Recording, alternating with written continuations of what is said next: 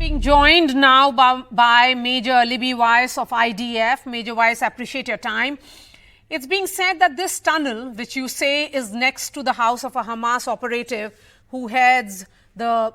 In fact, he was the one heading the naval operations of Hamas that led to the October 7th terror strikes, is essentially an alibi for Israel to carry on with its ground operations. How will you respond to this charge?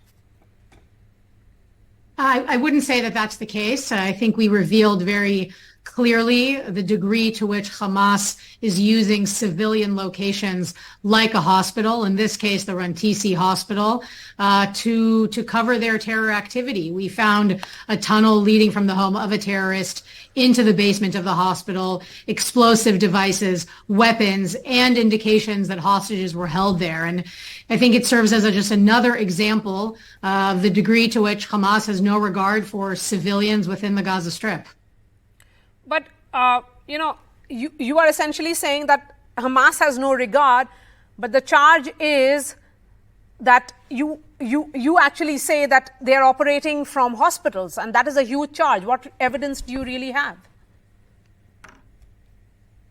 Well, we found a tunnel that was leading from the home of a Hamas terrorist into the basement of the hospital. We found explosives, we found weapons, and we found indications that hostages were being held there. All of these things are violations of international law and clearly show that Hamas was using the hospital as they use other civilian locations in the Gaza Strip to hide their activity. Major Weiss, Gaza's biggest hospital has buried 179 people, including babies, in what was a mass grave. And all that is inside the compound. And that's what Al-Shifa hospital chief Mohammed Abu Salmaya has said. It's clearly a catastrophe which is unfolding with no solution in sight. My question is, how long will IDF bombard hospitals? Well, first, I want to say that the loss of any civilian life in the Gaza Strip is tragic, and that's why we have taken concrete steps to try and minimize that. We are not striking the Shifa hospital. We are responding to fire from Hamas in the vicinity of the hospital, and we have already offered and provided 300 liters of fuel to Shifa Hospital, which Hamas rejected, which I think, again, serves as an example of the degree to which they have no regard for their own civilians. But we have taken several concrete steps, such as encouraging the evacuation, providing fuel, and other measures, which Hamas rejects in all cases. And really the question here is, how long will Hamas continue to disregard the people in the Gaza Strip and their welfare? You're speaking of violation of international treaties, but isn't IDF guilty of the same violations?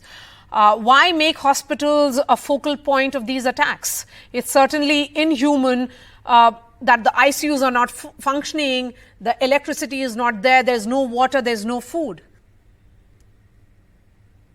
Absolutely not. We are not targeting civilians. We are targeting Hamas. And beyond that, now for several weeks, we have asked civilians in the northern part of the Gaza Strip to move south. We are facilitating the movement of hundreds of thousands of civilians from the north to the south because they are not our target. We are targeting Hamas. We are targeting a terror organization which massacred civilians on October 7th in Israel. And I think it's important to remind viewers that civilians in this country did not receive any advance warning. They were not asked to evacuate. On the contrary, Hamas targeted them and slaughtered them, in some cases, in their own beds. We are not doing that. We are only targeting Hamas and making several efforts to evacuate civilians. Hamas is not doing that, and Hamas is responsible for the welfare of the people in Gaza, and effectively, we are now the only party in this conflict that is concerned for the well-being of civilians on both sides. Since Israel ground troops are now very much inside Gaza, and the claim that has come in is that Hamas has lost control. So is Israel now going to occupy Gaza again?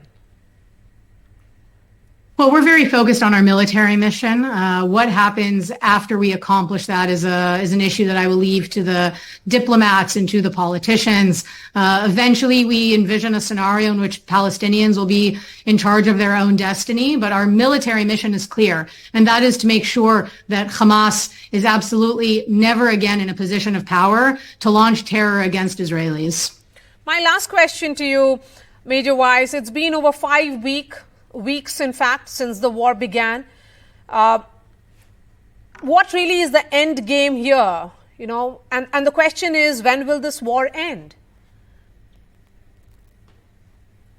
Well, we anticipate that this will take time. We know that Hamas is deeply embedded throughout the Gaza Strip, and we see that. We see their assets. We see the weapons that they've collected. And Israel, of course, is still right now under rocket fire.